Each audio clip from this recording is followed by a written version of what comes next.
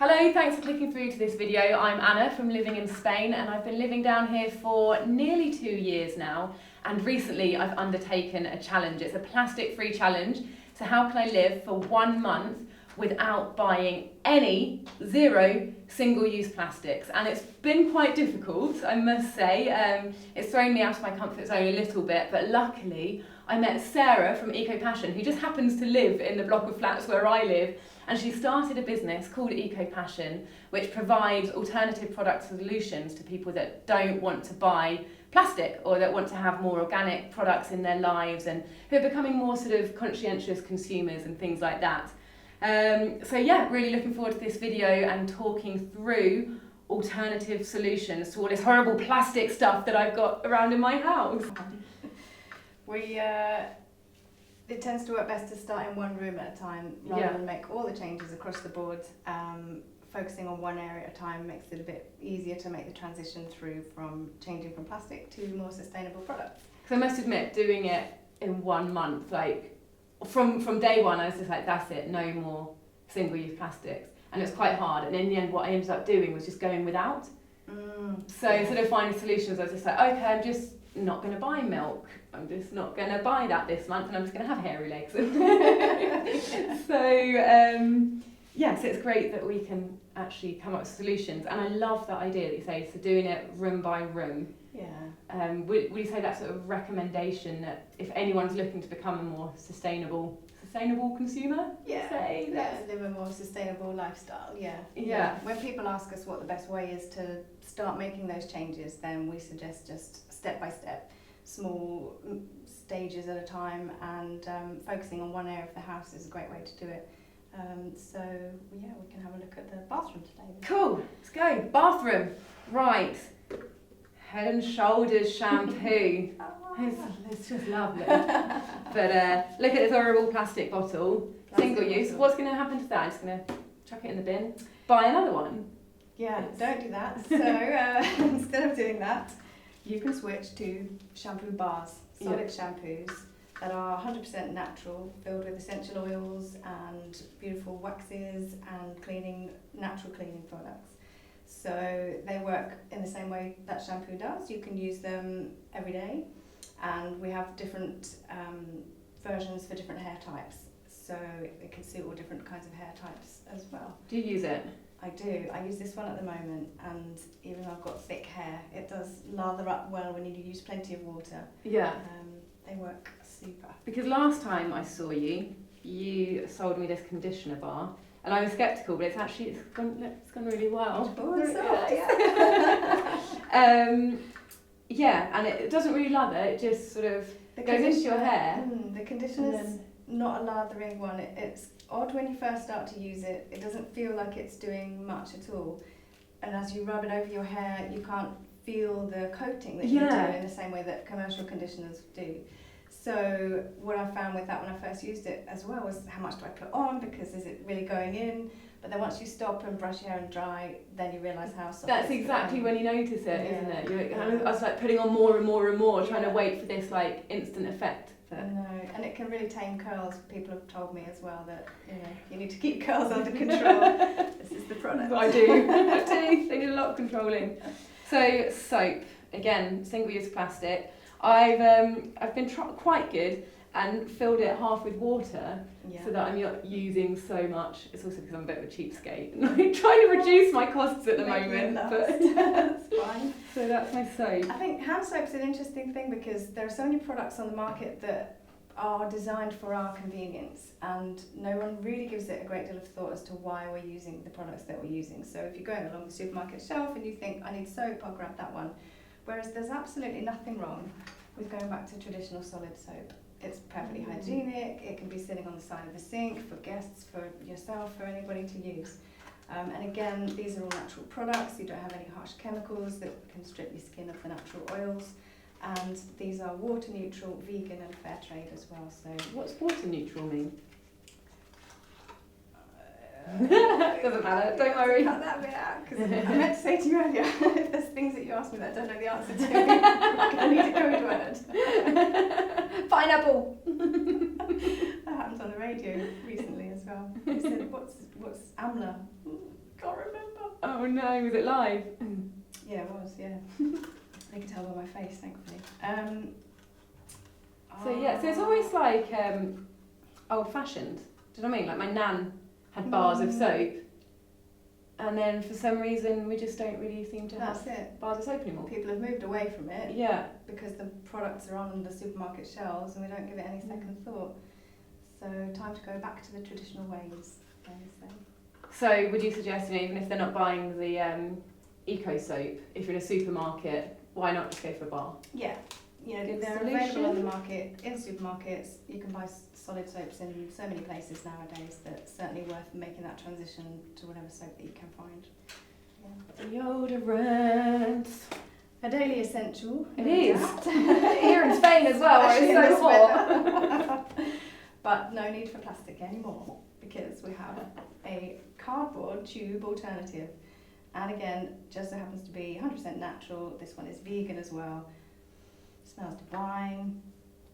And Oh, that does smell really good. It reminds me of nursery school. Why? It's got almost like Play-Doh-y, like playful, like play. It just had like this massive nostalgia effect of like could be, yeah. Play-Doh and but yeah, it's got that sort of soft childish smell. Is that a description? Each to their own. It's genuine.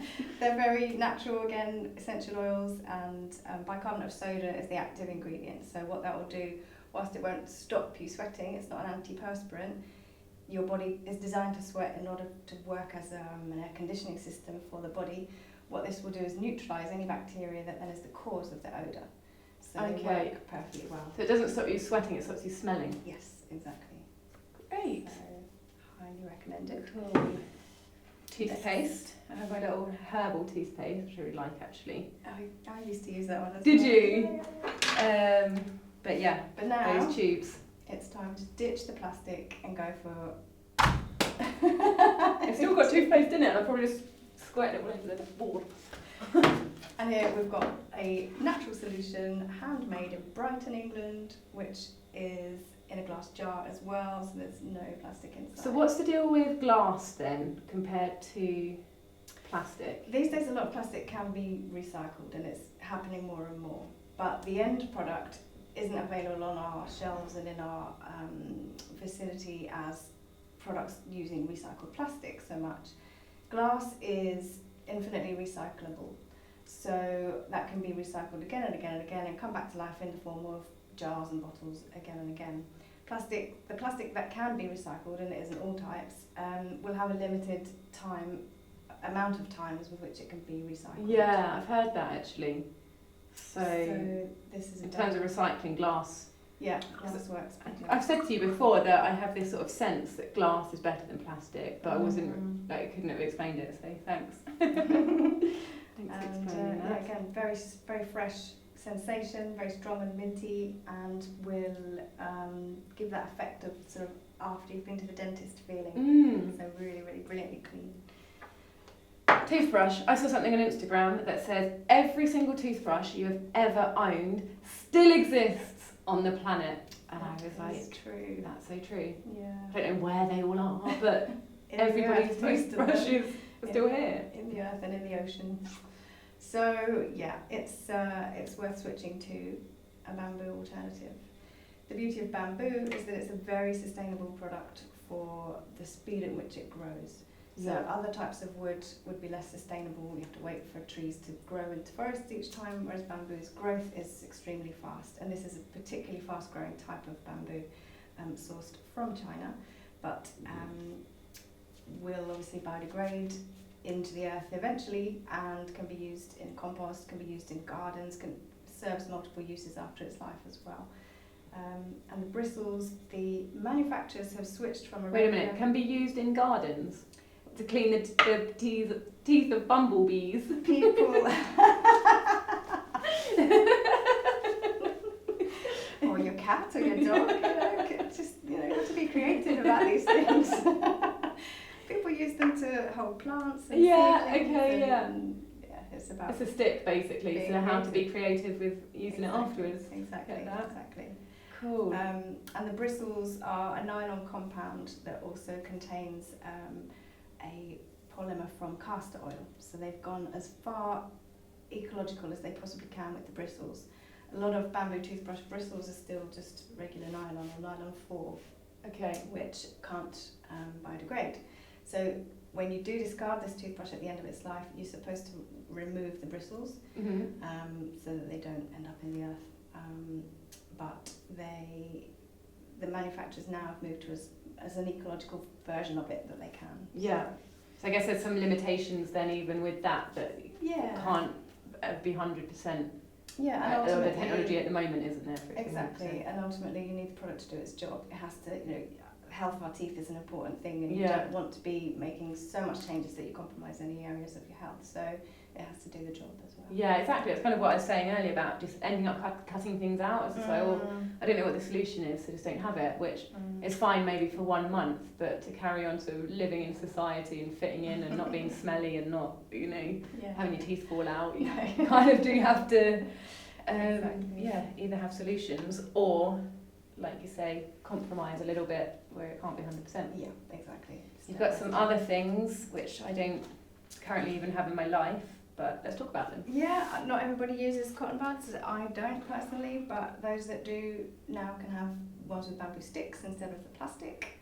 That makes a good alternative, and again, fully biodegradable from an ethical company. And we also have the soap pouch. A lot of people use the plastic puffs to create lots of foam in the shower, and this is a obviously eco alternative where you can put soap in, use it for exfoliation, and then at the end of your shower you can hang the soap up, which keeps it dry, which makes it last longer, prolongs its life essentially. So those will also make nice gifts at birthdays and Christmas. Yes, it does actually. Moving on to periods. Sorry, cameraman. It's got to be done. This is happening. Let's talk about periods right now. We introduced a range of organic sanitary pads and day panty liners. All regular commercial sanitary products, tampons and pads alike, contain plastic, and definitely cannot be flushed. Now these are organic cotton, certified organic cotton, also can't be flushed. None of these sorts of products should ever be flushed. Even the ones that state that they're biodegradable should still never be flushed down the toilet.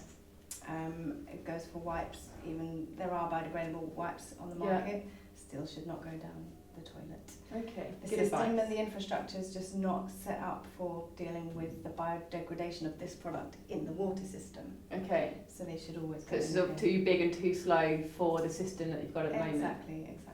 So, okay, so they get recycled? What? Well, how do you deal with it after use? Is basically what I'm trying to ask. They would need to go in your regular household bin. Yeah. If you have access to composting facilities in your area, they can be industrially composted, and then they'll break down fully into organic matter. Wow. Cool. The packaging that comes around the pads as well is made from plant-based polymer. So the production of the wrappers is far more ecological in its process as well, and biodegradable. Wonderful. I'm glad that we've got that one covered as well. Bet you are too, eh? So that's the bathroom. If you're starting to think about how to live a little bit of a more sustainable lifestyle, or how you can get rid of all these plastic products that you're buying month on month, then these are perfect solutions. We've got Sarah here from Eco Passion. Where can people find out about it? You can visit the website on www.ecopassion.es.